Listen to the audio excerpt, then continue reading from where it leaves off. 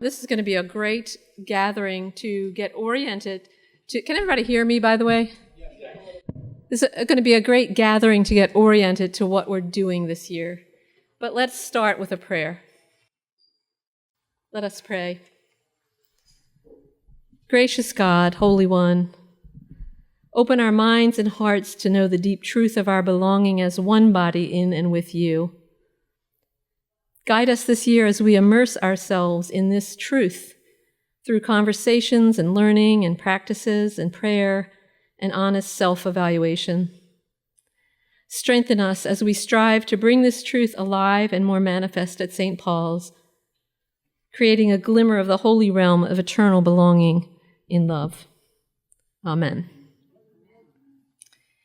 So today, Kirsten Radivoyevitch and I will be presenting. I think most of you probably know Kirsten, but in case you don't, she's a longtime parishioner, and she's newly on our staff as our membership engagement coordinator. So her whole job is about belonging, and she is wonderful. So we're really appreciative to have you on the staff.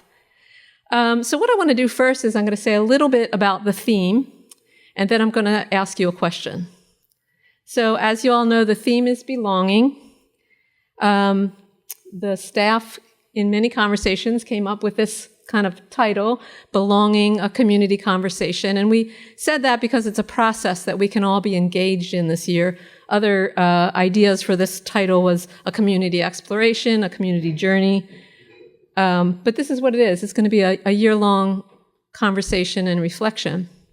And the place where this theme of belonging began is because in our parish survey that many of you took last year, in which we got a lot of great information, we learned that many people were interested and longing to feel more connected, feel more of a sense of belonging, feel closer to one another, which is, especially if you're new, it's a hard thing to do in a parish this big. So we need to give some intention to it.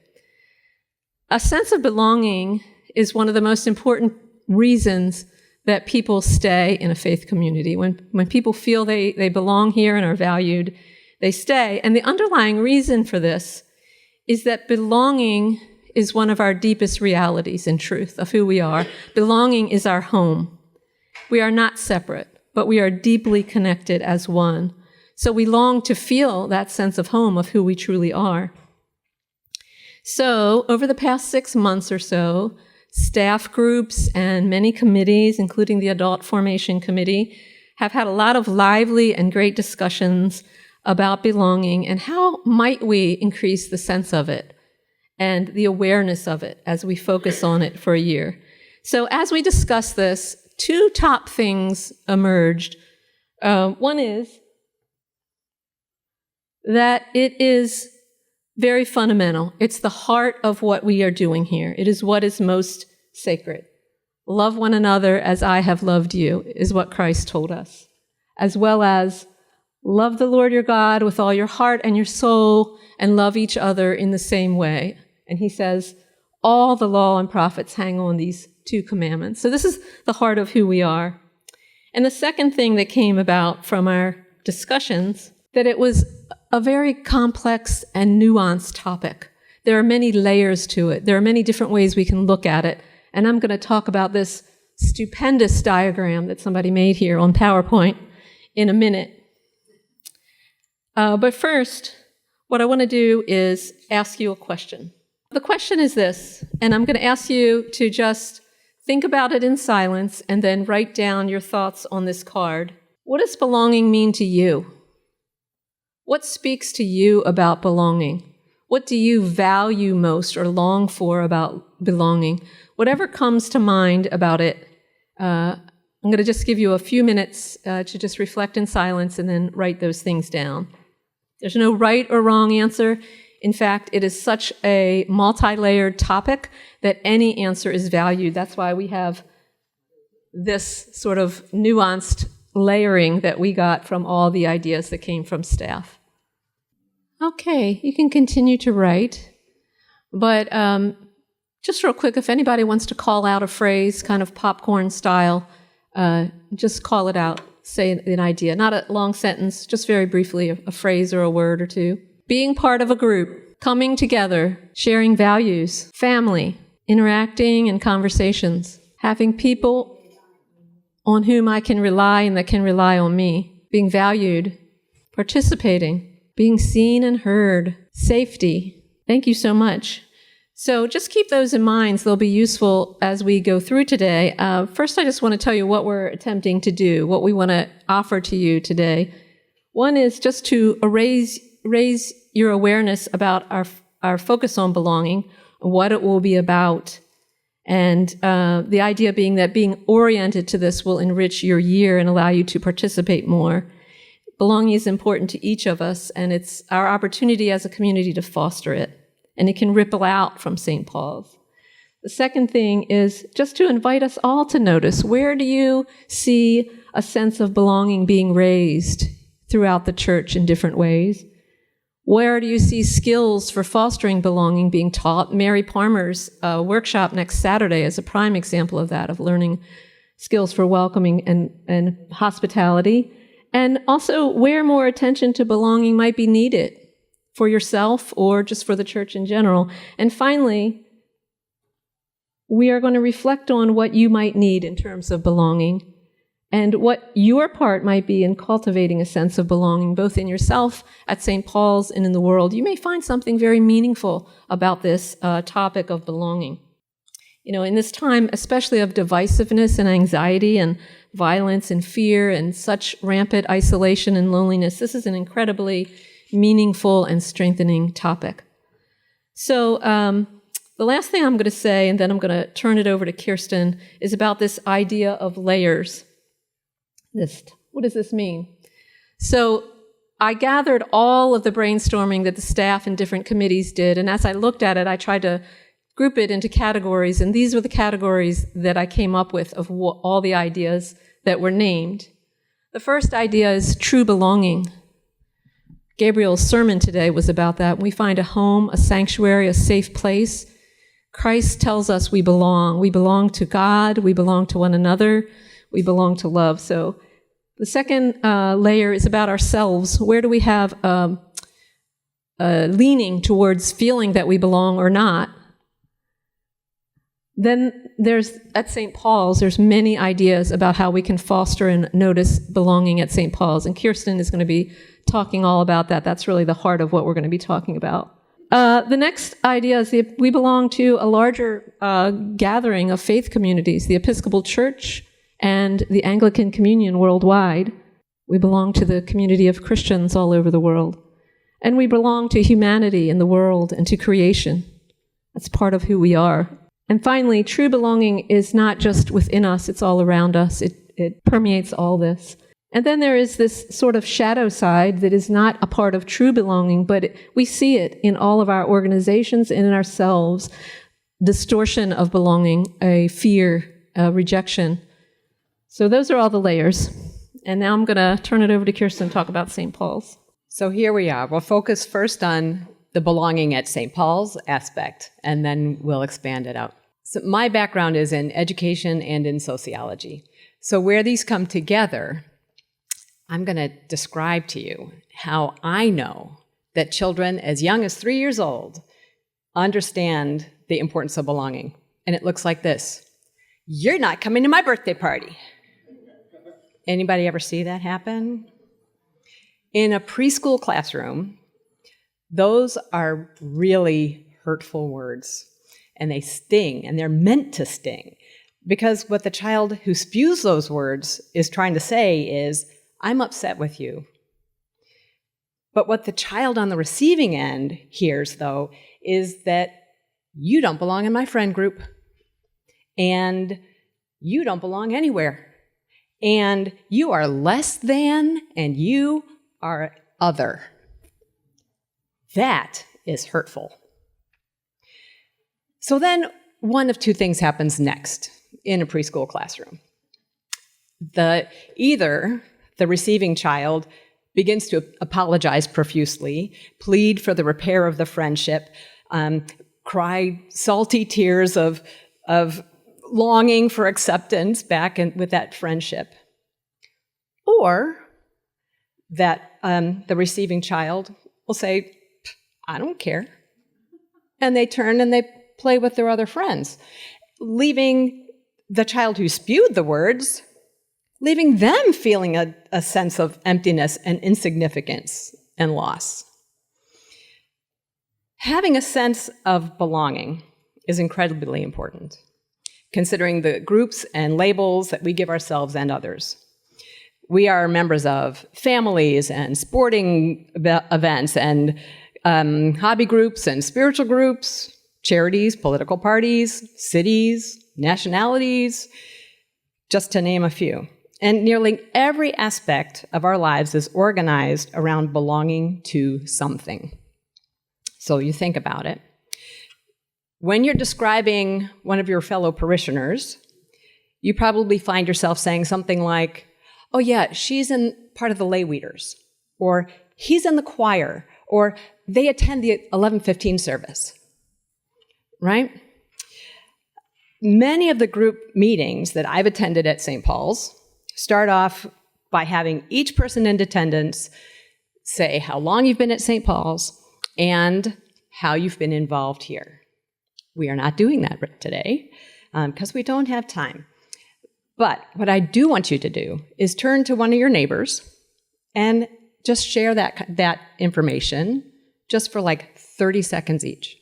This is what we know. We know that the results of the CAT survey indicate that we all want to feel a stronger sense of connection and belonging at St. Paul's. So, how do we do that? Let's consider that much of what makes St. Paul's such a vibrant worshiping community is our sense of belonging and commitment to each other, not just to this place, but to each other. This became clear to me personally when the world shut down for the risks of COVID-19. We were told to remain socially distant from each other, and my sense of community, my sense of belonging, it cracked a bit. Over time, I came to realize that one of the largest cracks was shaped like St. Paul's. It was my church friends that I missed the most. These are the friends that I'd made through active engagement at St. Paul's in our shared worshiping community. Our work on those various groups or worshiping ministries helped to shape who I am and also to help shape the church. There are lots of opportunities to get involved in things that will help to do that for you. So I'm just going to go over a few of them, and it's going to be pretty rapid. Some of them have dates associated with them. Some of them are just year-round things that happen here. So here are some upcoming opportunities that foster a sense of belonging at St. Paul's. They're plentiful and they're varied, but one group is under hospitality. Invite, Welcome, Connect workshop is on Saturday, the 4th of October. It goes from 10 to 1, and it's being led by Mary Parmer, who created the whole forum on how to be actively welcoming to other people. We have a Gather forum coming up about Gather, Transform, and Send. So we'd be looking at that Gather portion of that. The welcome sign on the playground. I don't know if you've seen what the children have made outside, but it's on the playground. And it's not just a welcome to those of us walking past, but also a welcome to the whole neighborhood. Lots of people play on that playground. In a few weeks, on October 26th, I hope you come back because I'm doing a Beyond the Welcome Mat forum in which you get to play a board game with a cluster of people. The board game is all about how well we are doing as a parish on welcoming people and bringing them from their first visit to membership status. Let's see. We are working on creating a virtual tour for our website so that people, when they arrive, will kind of know where the nave is. What is a nave anyway? Where do I park my car? So those kind of things, just to welcome them before they even get here. The photo directory, wink, wink, nudge, nudge, is happening now. And that is another way. The name tags, the photo directory, it's all about hospitality. We have layers of belonging at St. Paul's. So we have small formation groups, tons of those. Worship ministries, if you want to do ushering or acolyting or working on the altar guild, lots of opportunities. There are affiliation groups. There's groups for young people. There's groups for women. There's groups for people who like to knit. So lots of opportunities if you just think about what you're feeling a need to do. There are outreach groups. Some of them are in-house, like the Act 2 shop, and some of them are away from St. Paul's, like the Loaves and Fishes opportunity to come together. There are tons of them. I couldn't list them all. The transportation ministry is hugely important. If you'd like to participate in that as a driver, let me know.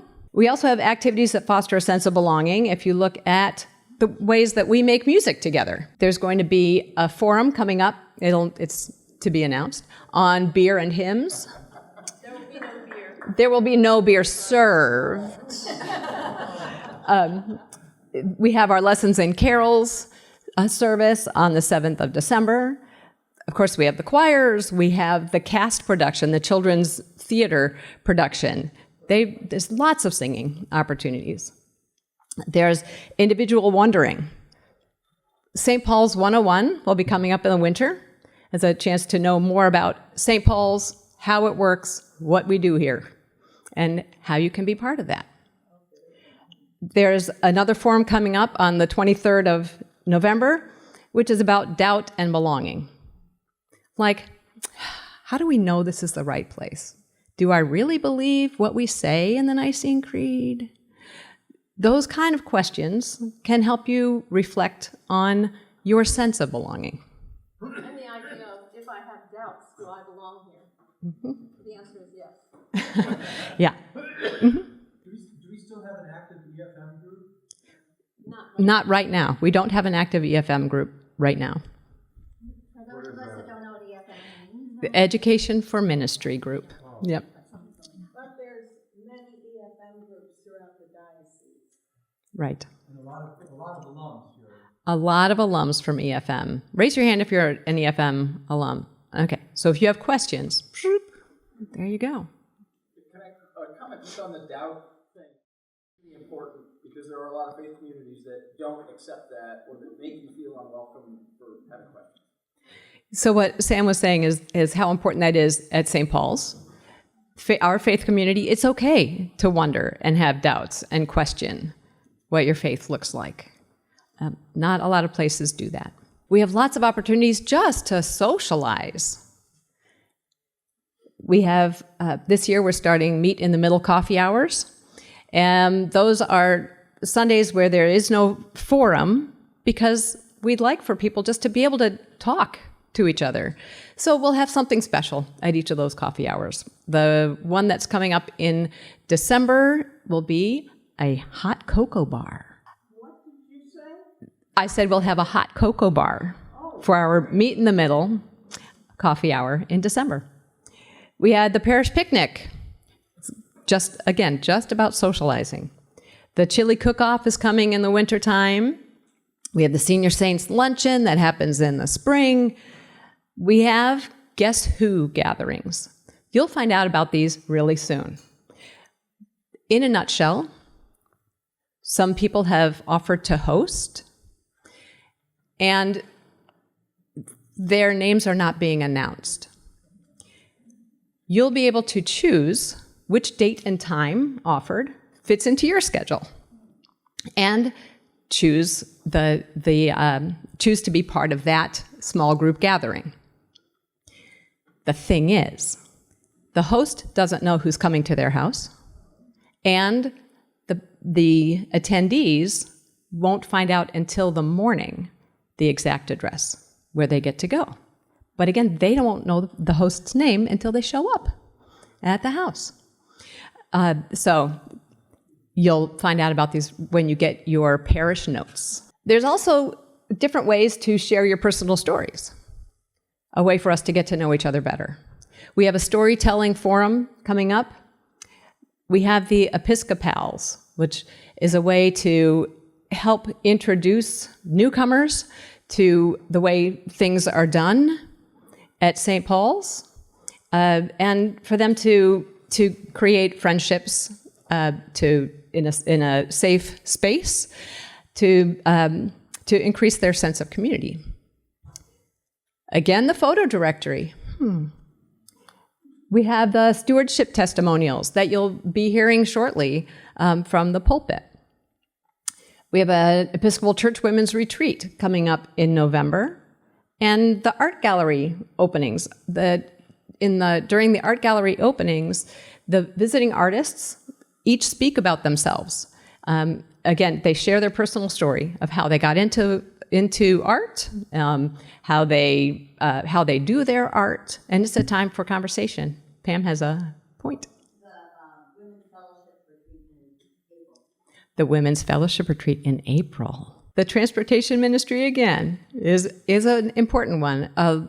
We learned how to do our virtual things and our online things during COVID, but it's not a replacement for being present, being in the space. So I would love to have people who are interested in the transportation ministry to come and let me know, and we'll put you on a list.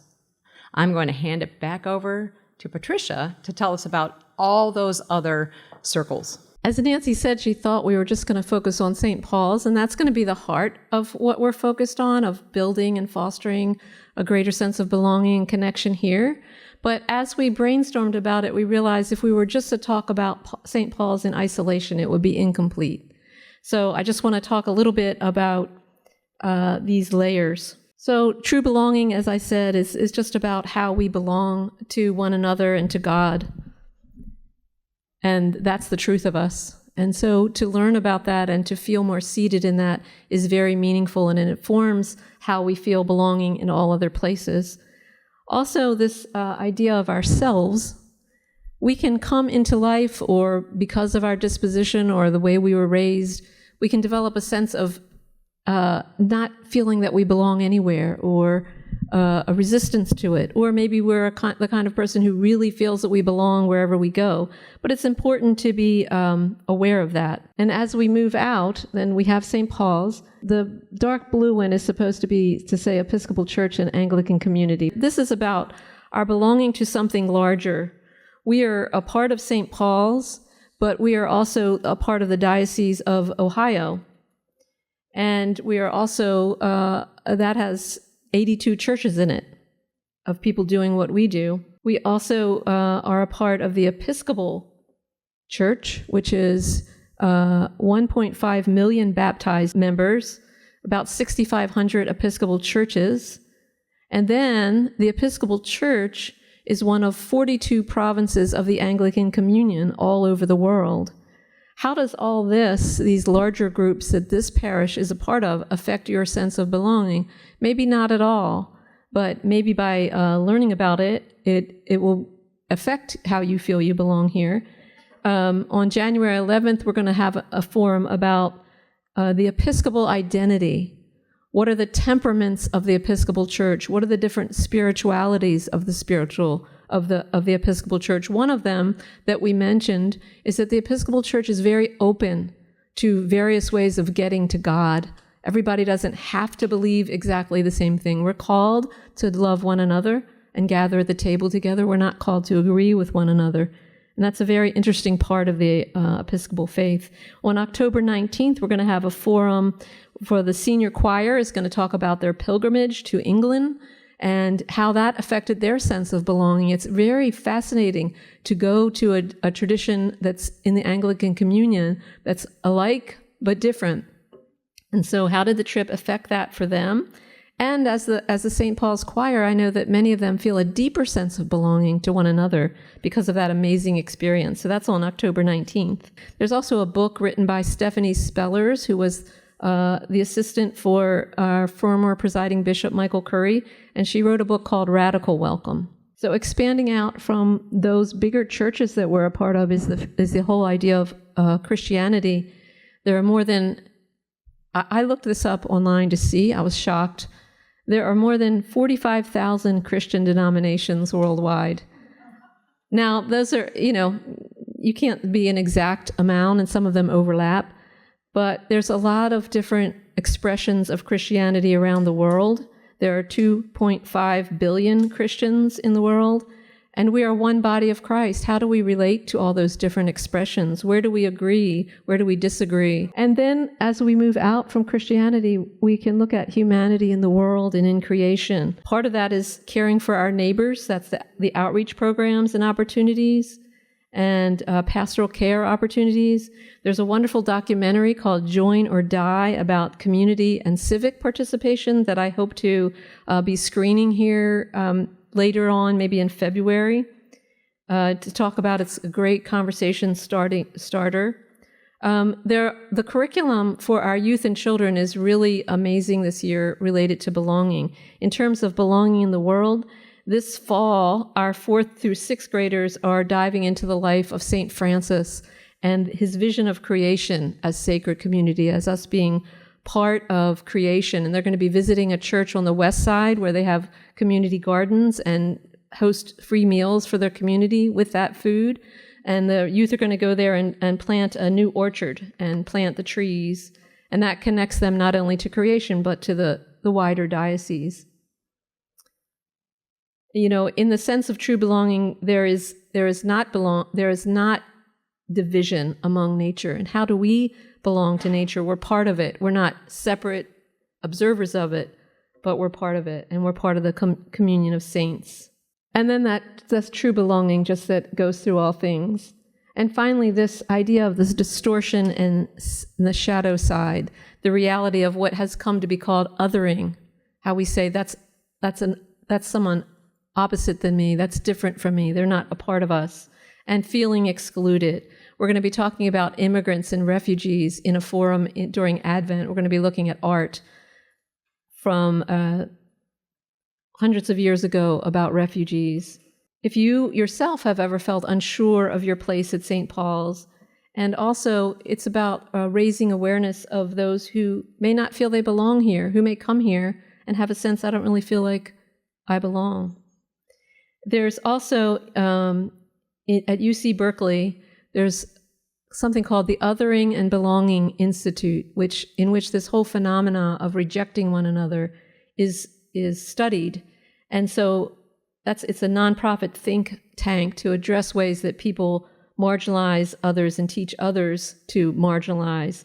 The youth group is going to be looking at that this year, the older youth group. Is there a reason it's interesting that you chose the sort of triangular shape. Is there significance to that?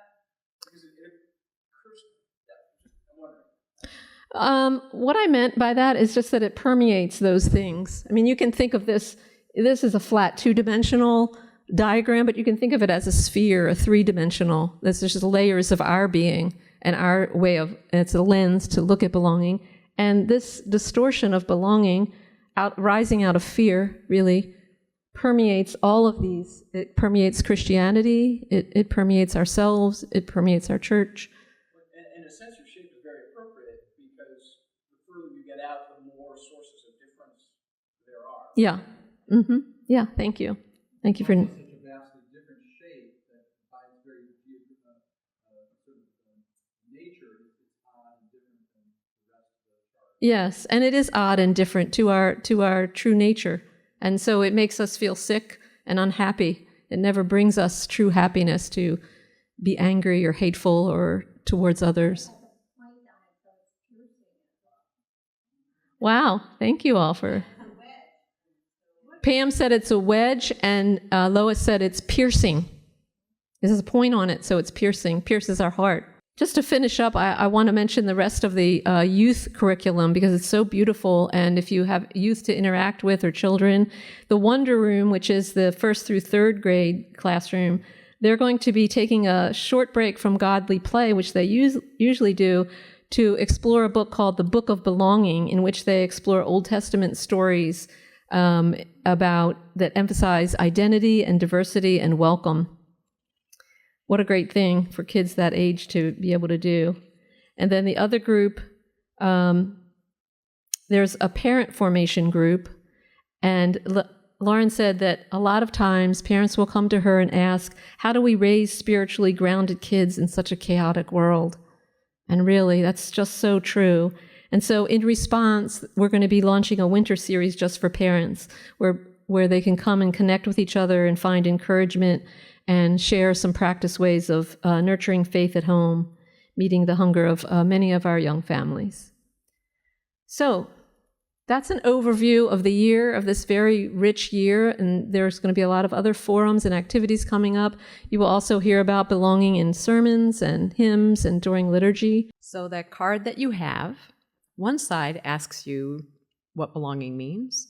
The other side is your opportunity to write down some of the things that you heard about today that you think are especially interesting to you. Again, the card is for you to keep. It's a reminder of where your interests were at the start of our program year. And there are so many opportunities that you may end up writing a whole lot more on that card as the year progresses. So go ahead and take the card out and write down some of the things that you heard about, whether it was a specific forum or a specific group that meets, or different ways to reach out. Or even an area of interest. An area of interest. So Lois is wondering, will you get reminders of these things that you can check off? So we have a list of the forums that explain what each forum is about, just until December. So it's the first part of our program year. You'll get a new one as the year progresses, also for the springtime, for the wintertime, and then for the springtime as well. These slides will be available so that you'll be able to look through all of the ways to be involved in St. Paul's.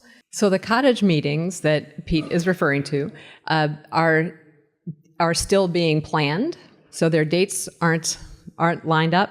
But it is another opportunity that we realize that this is such a huge place that these smaller groups are really a great way to get to know each other better. They help to promote a sense of storytelling, being your true self, being heard, being listened to. So we're planning to do a lot more of small group gatherings in all different shapes and forms throughout this program year of belonging. And also, just always remember, I know we say this every Sunday, but you can always look on the website, and you can look in Sunday notes and in parish notes and in the weekly e-news. Sometimes the weekly e-news looks very long, but it's because there's so much going on here, but it does contain all of this information for you to find out. So I'd just like to conclude with a prayer reminding us of the heart of belonging as our Savior Jesus Christ taught us. Love one another as I have loved you. Love the Lord your God with all your heart and with all your soul and with all your mind. This is the first and greatest commandment. And the second is like it. Love your neighbor as yourself. All the law and the prophets hang on these two commandments. Amen. Thank you all for coming.